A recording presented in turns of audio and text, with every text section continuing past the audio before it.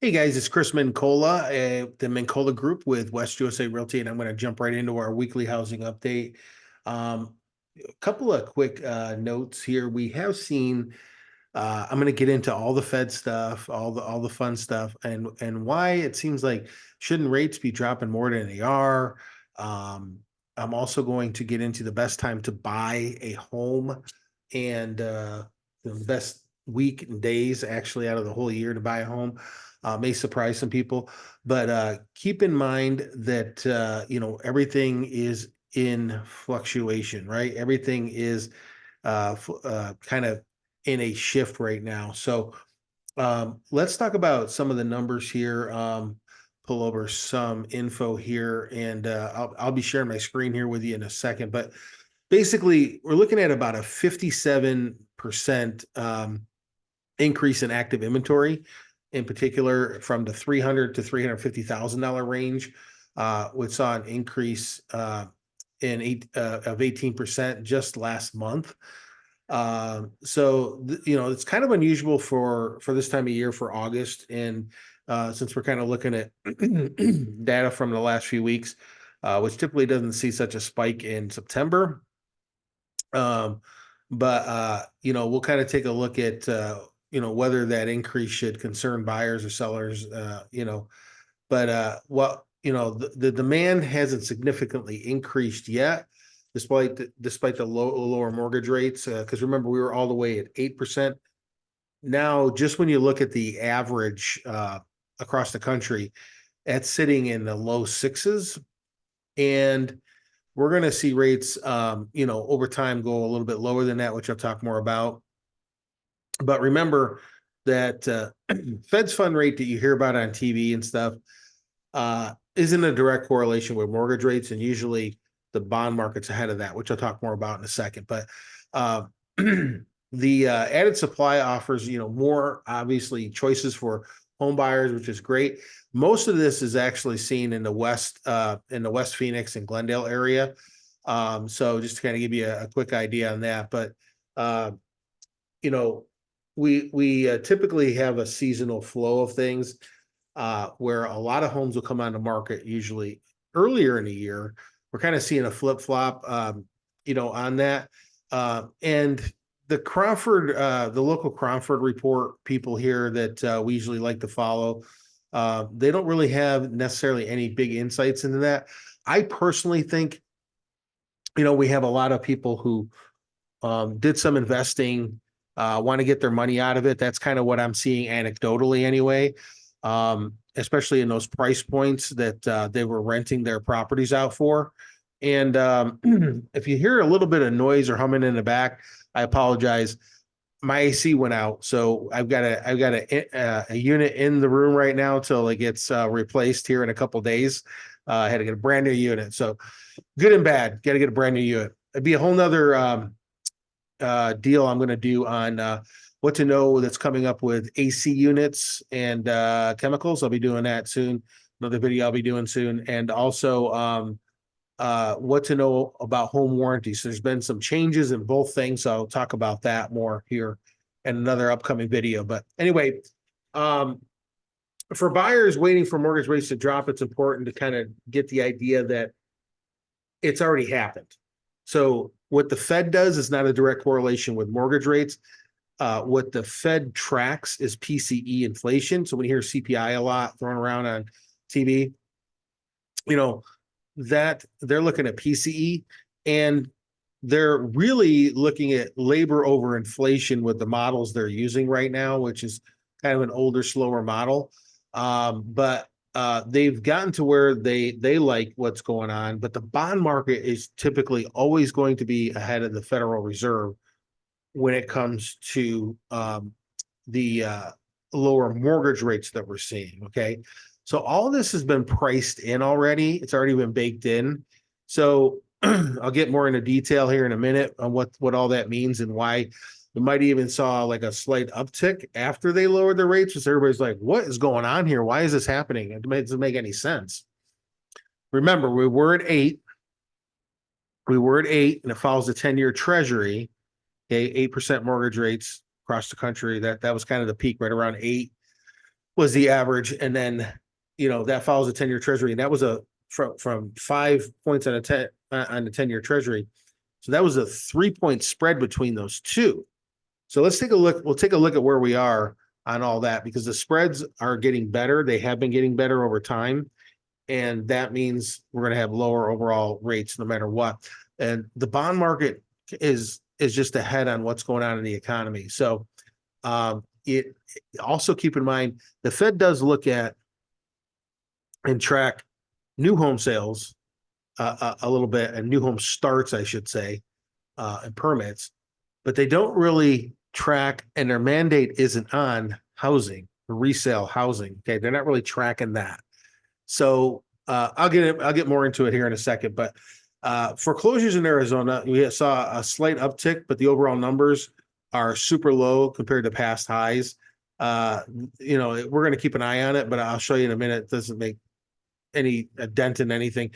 Give me an idea, because you hear about all the crash. I call them the crash bros. The housing crash bros. You hear them all the time saying there's going to be a crash. Going to be a crash. During the crash, we had 30,000 properties a month. I'm sorry, 300,000 properties a month going into foreclosure. Okay. Right now, it's about 30,000, which is kind of a normal, healthy, balanced market. So we're nowhere near any of those levels at all. We're not heading in that direction. Not saying, there aren't problems with the economy and everything, but those things are not happening. But remember, the Fed's mandate is not resale homes. Okay. That's just not their mandate. Whether you like them or not, that's just not their mandate. So, active listings have increased.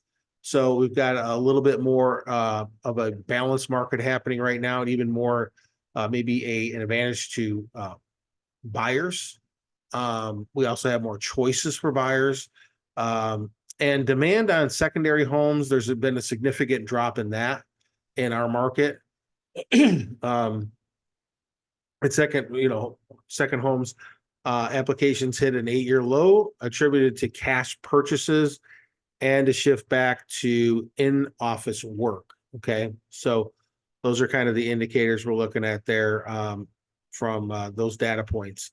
And we saw that, we'll talk about the CMI here in a bit, but we saw that is leaning towards a balanced market. But let's jump out of this. I'm going to talk about the best time to buy and everything, and what's going on with the Fed. So without further, I'm going to share my screen here with you so we can jump right into these details. Okay, let's get rid of that. Okay, so leading up to the Fed's meeting, we're looking at inflation and the jobs report for this week. We saw headline CPI continues to decline. Again, CPI is not what they track, but they kind of look at all these. They look at PCE, but overall, what's going on with the economy and inflation. But we see core inflation remained at the same level due to the stubborn readings on shelter. We keep talking about the shelter thing. Roughly 90% of your year-over-year core inflation comes from the shelter and motor vehicle insurance, both together. In the coming months, we expect shelter ratings to eventually abate, which should translate to lower year-over-year core inflation. Okay. So those two things are huge. If anybody has those type of bills, they know those things. But the way that they track shelter costs is absolutely ridiculous. They basically, when the Fed tracks it, they're tracking it by survey, and they want to know, what do you think your home will rent for? I mean, literally, that's how they do it. Back in the day, they used to take into consideration, rental costs, but they also take into consideration the price of homes, interest rates, the things that people are normally dealing with. And always remember, if you're looking at rentals, you're looking way back when, right? In a sense of what the Fed's looking at, because you sign a lease and it's 1 or 2 years signed, right? You sign a 1 or 2 year lease typically, unless you're dealing with vacation properties or whatever. But that's what they're looking at. on any leases that have been actually signed, but on the survey, it's what do you think your home will rent for? A lot of people don't even know what their home will be rent for. Okay. But anyway, so once that catches up and we get some better and real data, a lot of people said, well, they already revised the jobs report, and that the jobs report too, on top of that, guys, they're seeing a very softening, big softening, even though the numbers were a little bit better than expected, this past week on the jobs report. It's, really isn't the best jobs in the world. We're seeing that a lot of them are jobs for migrants. A lot of them are secondary jobs, low paying jobs, people having to take second and third jobs. Not really like what you would say a full-time, middle class income job, for an American that wants to support a family on. Those are not. As a matter of fact, we're going to talk about a couple of segments of this that really caused the Fed to go from that 25 basis point mark to a 50 basis point drop when they did. But these shelter and motor vehicle costs are the key reason for price pressures seen last month. Altogether made up 89% of the inflation. Annual household inflation falls below key level. Housing remains great opportunity for wealth creation still, of course.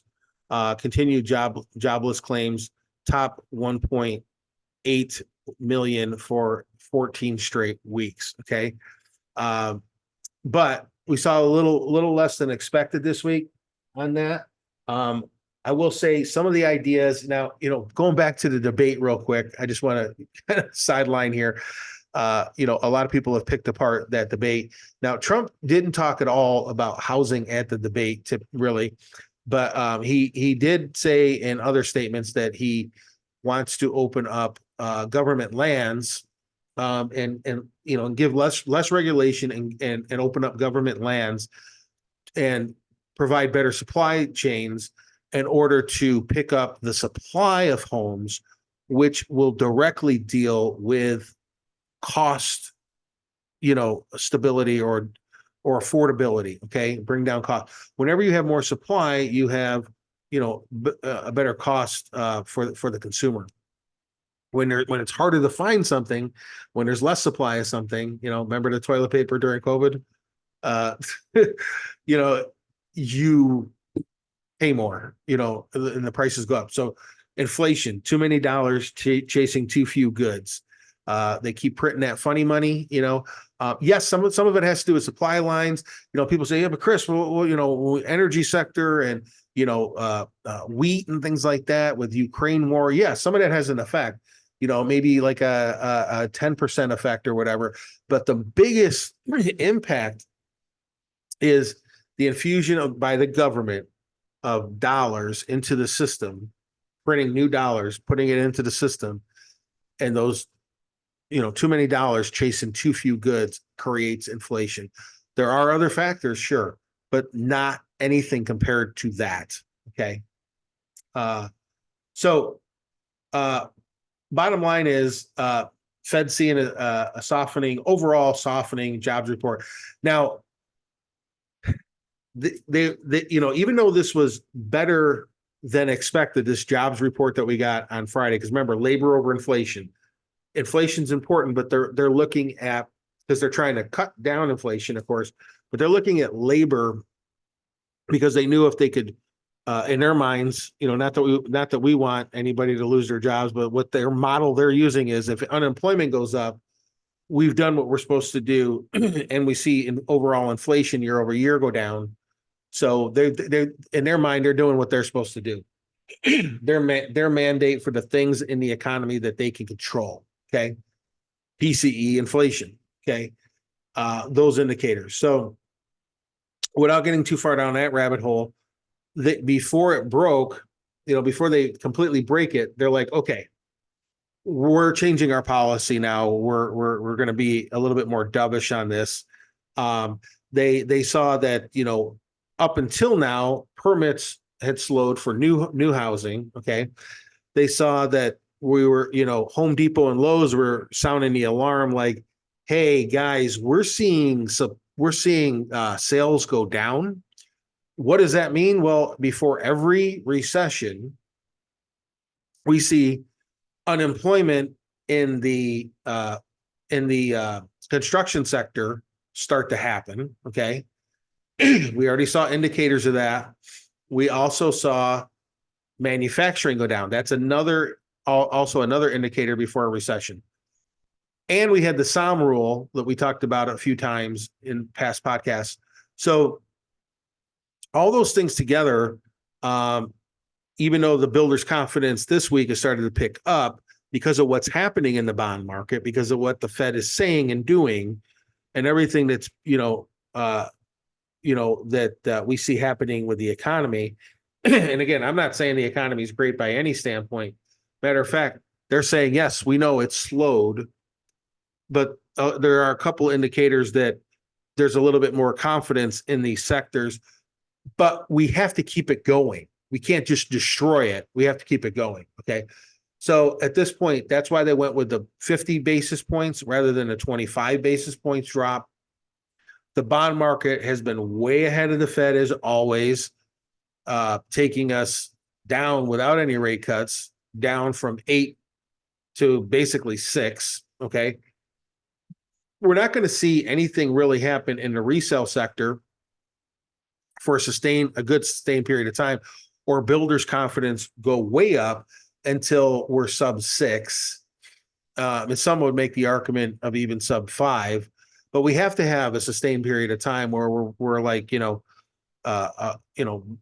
points, 4.7 to 5.75, range.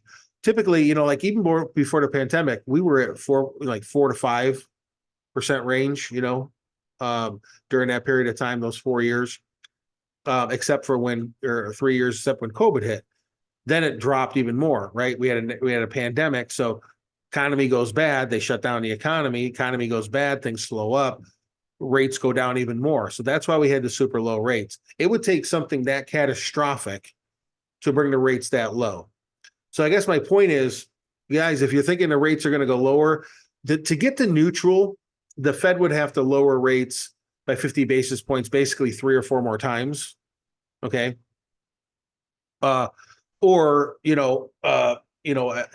another 5 times or so at 25 basis points a pop to get the Fed rate at neutral. Okay.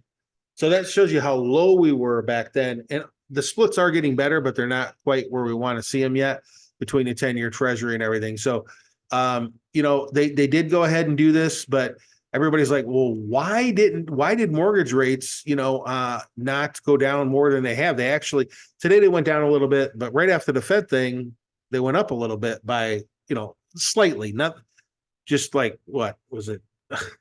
A little blip, but they went up a little bit. And it's like, why, what happened there? It's a great question. Well, here's a great article from Housing Wire. And it says, the Federal Reserve cut rates on Wednesday, and mortgage rates, which are two different things. Remember, Fed rate is not mortgage rates. Okay, they certainly have an indirect correlation or indirect effect, or what the Fed says and signals has an indirect effect too.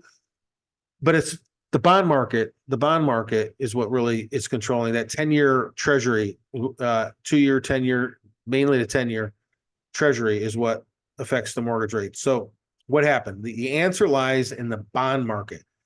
10-year yield and the 30-year mortgage rates have been in slow dance since 1971, trending together. The bond market isn't old and slow like the Fed. It moves very quickly, and for months, it's been sending 10-year yield and mortgage rates lower in anticipation of a series of Fed rate cuts, not just 1 or 2, several. Okay.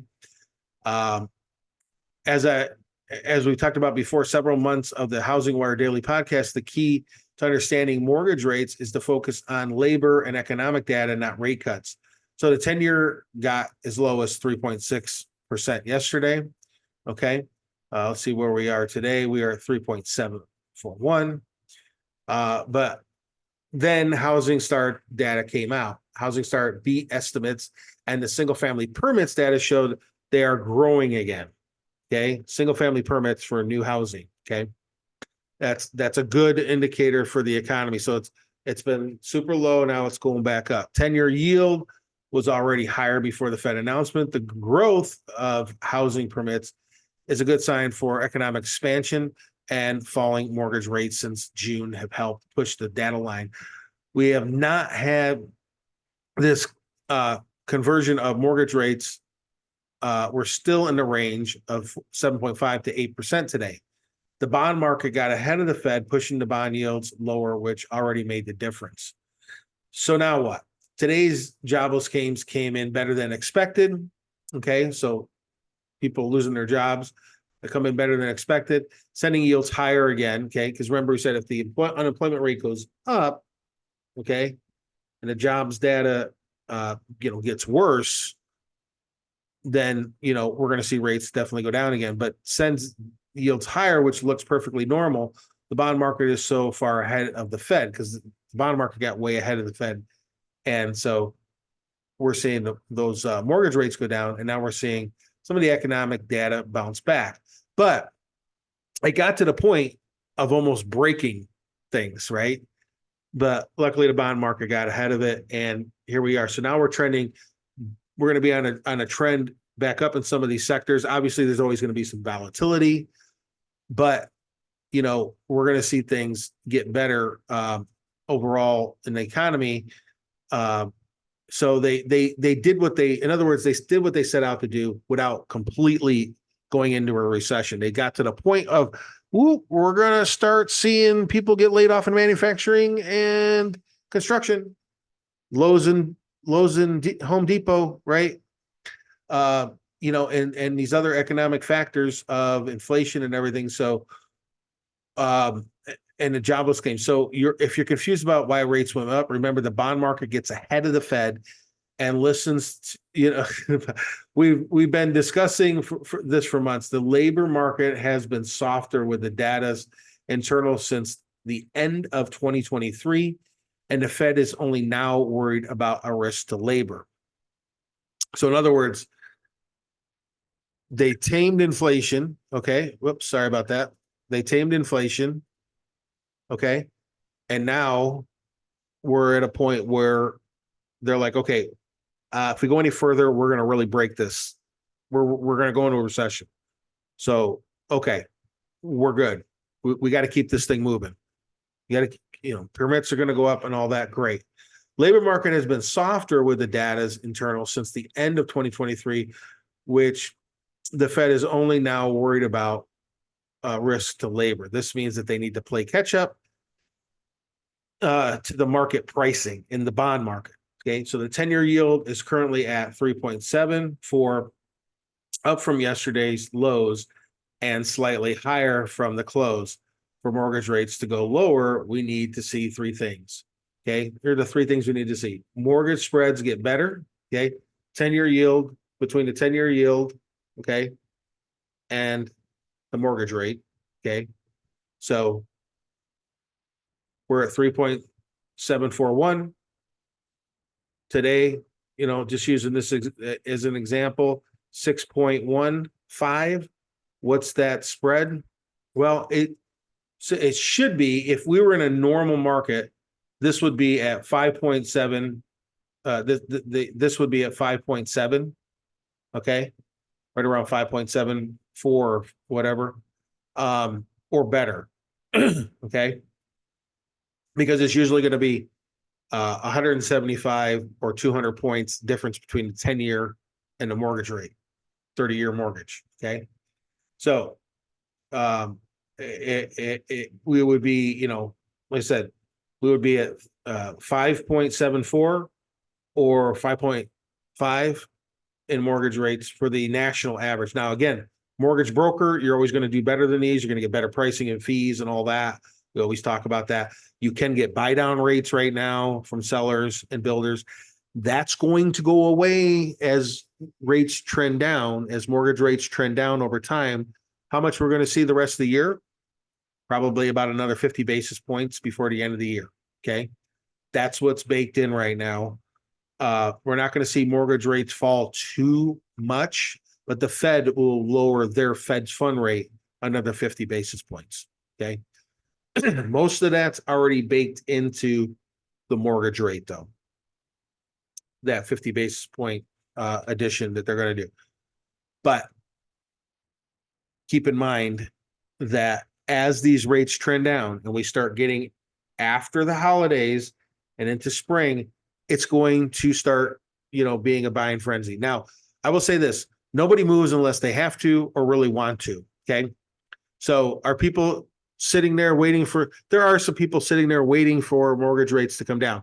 They're never going to see the 2% and 3% again unless there's a major catastrophe in the markets, like a global pandemic. Normal before all that nonsense again was 4 to 5. So if we get sub 6, closer to 5, we're kind of normal again, right? So heading into after the holidays, guys, you're going to be competing with everybody else if you go into next year. And we're probably going to see about 125 basis point drop next year from the Fed. Okay. But remember, we were at 8. Now we're 6, the national averages on the mortgage rates. So a lot of this has already been baked in. That's 200 basis points, or basically 2%, right? On those national averages, which are going to be higher than a mortgage broker. But if you go to a mortgage broker right now, you're going to be in the 5s. Okay. So keep all that in mind. Okay. What you want to do, if you can afford to now, and I'm going to give you another reason why in a minute, you want to get ahead of all that and you want to buy before the frenzy. Not only the seasonal spike in buyer demand, which comes in after the holidays and in the spring, people want to move after the holidays. They want to move when school lets out and be moved in and move on with life. So right now, this time of year is always the best time to buy a home. Okay. Seasonally. And I'll prove it to you. I'll show you the stats in a second. But with the way the market cycle is right now with these rates, again, anything can happen, World War III tomorrow, all that. But the way things are trending right now, the way the Fed's going, the way the bond market already went and is going, the economy overall. Remember, they've already had it. So you buy now, get ahead of it. Now, yeah, but Chris, what if I need to sell a house and I need the money? Well, if you can't afford to sell your property yet and you need to get more equity, you can't, you got to wait, right? If you can't afford the payment to qualify, you don't qualify. Okay. But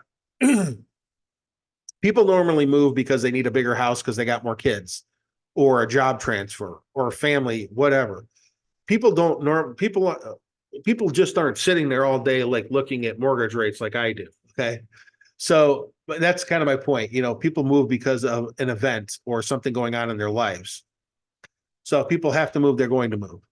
Or maybe people thinking about, I'm going to wait to buy a second home because I'm going to wait for rates to go down, maybe. But again, do you want to gain the equity if you can afford to? Again, if you need more equity, you got to wait. But if you can afford to, wouldn't you rather buy the home that you want to move to, or maybe even that second home, even if the rate is a little bit higher, now, and gain the equity in that new property? And when rates drop, you just refinance, no out-of-pocket cost, or even better yet, you get a buy-down rate right now, and that money that the seller put there or the builder put there is sitting in your escrow account, which is the way the buy-down program works. And now it doesn't cost you not only no out-of-pocket costs, but it doesn't cost you any fees at all out of the whole deal. It doesn't even get rolled in because that money's sitting there that the seller paid for, the builder paid for. So the other thing that we're waiting on for mortgage rates to get better, for those of you who are going to sit there and wait, okay, again, you want to be ahead of this, but if you're going to sit there and wait, mortgage spreads get better, economic and labor data getting softer, okay? So that has to get softer, and the Fed getting more dovish with their statements, showing a willingness to do more to help the economy stay out of the recession. The first two we're going to see, the second one, we'll have to wait and see. I personally think with the way we're going to see shelter costs finally come in, we're going to see some of that help the situation a little bit. From a big standpoint on the inflation front, but the labor over inflation is that number 2 point, right? And the economic, GDP and all that is what they're going to be looking at. So we'll keep an eye on that. Nobody knows for sure where all that's going to go. I personally think, with the way they revise these numbers, from the shelter costs to the labor data to the economic, that there's still more softening in there than we're actually being told. But that's just my opinion. So anyway, so those are the rates. Now, I'll get more into the local market news here, but the best time to buy a property, normally the overall average best time to buy a property, the days and week, the month, September 29th through October 5th. And that is just because of the time of year, the market conditions. Again, most everybody's trying to do their buying and selling in the spring, early summer, okay, or after the holidays. So if you can beat that rush, awesome. Now in our area, we do have areas like Sun City, Sun Lakes, retirement communities, second homes. We have winter visitors, we call them, going to come here and get out of the snow, like in the Phoenix area. So from that standpoint, those times of the year are going to be like late summer, fall, winter are going to be busier in those locations typically. And those are the times you're probably going to also want to put your home on the market, most likely. Maybe get a little bit ahead of it, right after Labor Day, because there are people who are going to want to look around, maybe even make, updates to the property when they buy it and all that good stuff. So people usually start looking ahead of time, right? Typically, at least getting an idea on the internet and all that, what's going on. So we see that the season, is relatively slower, and the best time of the week that falls in with the numbers is that week there, that 29th for this year to 29th through October 5th. So this is the best season. Typically right after Labor Day, we see this. Things usually really slow down in August for us here in the Phoenix area. And then things pick back up after Labor Day, right up until the holidays, and then things slow down. Now, the buyers that look during the holidays are super, super, super serious buyers. And then a lot of sellers just want to close things out before the end of the year and get going on to their next project or property. Active listing inventory has, picked up rather than significantly compared with last year, but it's still much lower than before the pandemic at the national level based on historic trends. The first week in October might see up to 37% more active listings than at the start of the year. Buyers are poised to save over $14,000 this week compared with the summer peak for a median priced home of $445,000. It's kind of like Warren Buffett says, he puts it this way: be greedy, when others basically are not. In other words, you want to be doing the opposite of what the herd is doing, right? Everybody's doing their thing in the spring and summer. If you can do that now versus then or waiting, or right now, you're going to catch the tailwind of this rate reduction cycle we're going to go through and the seasonal on top of that. Oh boy. And this article here is not even from Realtor.com, is not even taken into consideration the rate reduction cycle that we're talking about. But buying after the peak week, it says here, might net a buyer more savings. Buying earlier is likely to mean more fresh options. Potential mortgage rate improvement could also greatly affect much of the cost to buy a home this fall. Home shoppers should get familiar with the market and capitalize. Okay. So if you're thinking about buying, and you're like, I think I'm going to wait till next year, think about this again. Let's at least have a conversation about this. We can run the numbers with the mortgage broker and then see how it all fits out. But, that is what you want to get ahead of the curve, beat the competition, always buy in the fall, winter anyway, especially this time of year, this week for this calendar year, basically around the same time every year though. And then, you're getting into the rate reduction cycle. And just think that $14,000 is not just, you may save $78 on a price reduction on your payment, But if you use that for a buy down rate, you could save thousands, and you know, maybe 300-400 bucks a month. Okay. So the overall stats for the greater Phoenix area, shake out here. Let's see, 88, 9 days closed on market. Hey, that's our average, 89 days closed. Month supply is at 4.88. Again, kind of balance.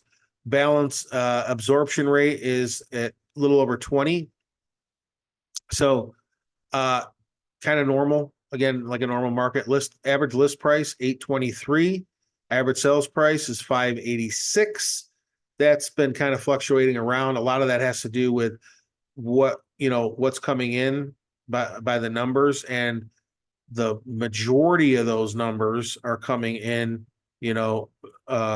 at under 600,000. So, that's what's 59, 65, 64, 65, 67%, somewhere in that range, under 600,000. And then the rest of the market is everything over that. So, and they were talking about those price ranges, down below, in the 300 to 350, we've seen a little bit of a pickup there. So, when we talked about the short sales, there's 54 short sales. You can't look at the percentage increase. You got to look at how many there are. 54 short sales out of the 19,000 plus homes for sale is pretty much non-starter for the Crash Brother Bros on YouTube that are looking for clickbait, looking for you to click on that bait. Lender owned REOs, those are, again, distress type bank owned properties. 40 of those, again, up 11.1%. Nothing alarming when you actually look at the actual number. You can't always go by percentages, guys. HUD up, it's up 20%. There's a whole 6 of them. So out of this, you have not quite, you do have 100 basically distressed, I guess, properties. So like out of over 19,000 plus. So like Zippo. Pending is down a hair, and closed units is down quite a bit. But again, time of year, right? So don't go with the herd though. Crawford Market Index tells us we're in a balanced market, right? Between 90 and 100 is a balanced market, 100 being completely balanced. Over 110 is a seller's market. Under 90 is a buyer's market. When you have supply and demand numbers the same, you would be at 100. We are pretty close to being the same, so we are at 96. Our demand is 27 points lower than it should be, and our supply is down 24 points than it should be, lower than it should be. Right now, the city's proper. We have Fountain Hills top of the list as a seller's market at 189. And then we have Chandler with 11% drop at 139. Boy, Chandler was top of the list for quite a while.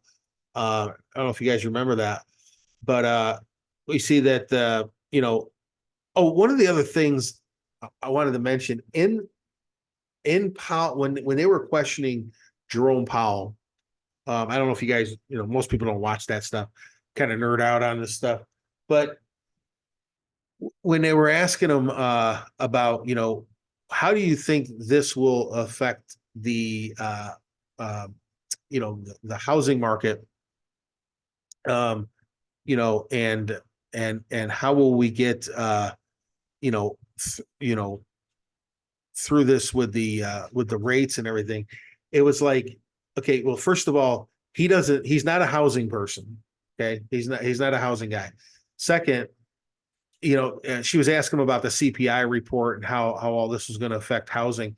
He doesn't even track that. He tracks PCE. So when you look at the media and how they ask their questions, a lot of times you really get to see that, they don't know much. And when you look at what Powell's answer was, it really didn't explain things in the detail that we get into, about this. But it was funny that he was talking about things, a lot of the things that we were talking about over the past several months, he brought up, because he's told us he's looking at the labor data and all these things. But they asked him, how the CPI report would affect all this. And it's like, he doesn't track CPI. He looks at PCE, and neither one of those indicators or data points have anything to do with the housing market.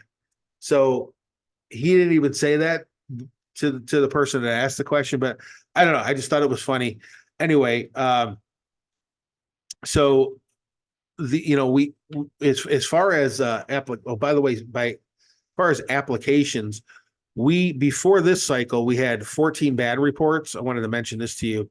And then out of the last 15 reports post that, we've had 15 reports, 10 good, 5 bad. That's 2-to-1 ratio. So these are some of the things that they're looking at too, that, obviously for application starts are obviously something that, he's aware of, but he's not a housing guy, and he's not in charge of housing. Okay. I know people don't quite comprehend that sometimes, but it's really the bond market and that gets ahead of the Fed all the time. So anyway, another little piece there for you. But Chandler sellers market, Paradise Valley sellers market, Scottsdale, Avondale, Glendale, Mesa, Phoenix proper, and Gilbert, all in sellers markets. Gilbert's at 113, a little bit over that 110 mark. Phoenix at 115. So not really huge seller markets. Cave Creek, Peoria, and Tempe, those are in balance markets. And then Goodyear, Surprise, Queen Creek, Buckeye, and Maricopa City, those are all in buyers markets. So guys, that's my report. I'm going to be putting out a bunch of shorter videos, kind of going through some of this and some other data throughout next week and over the weekend. So take a look at that. But if you can get ahead of the curve, if you can afford to do it, or the timing's right, think about buying a property either right around now, with that week we showed you on the dates there from the 29th through the 5th of October. Or by the end of the year, before the craze rush, with not only the seasonal impact, but everybody that feel like it's more affordable as the rates drop more into next year. There is going to be a lot of competition out there. We're going to be back into the busy market, busy time of year. There's going to be bidding wars. Prices are going to continue to go up on homes. Okay. So better to get in sooner rather than later, start gaining that equity in the home you want to move to now and avoid all that. So again, if you have any questions at all, reach out to us, and we'll see you guys next time.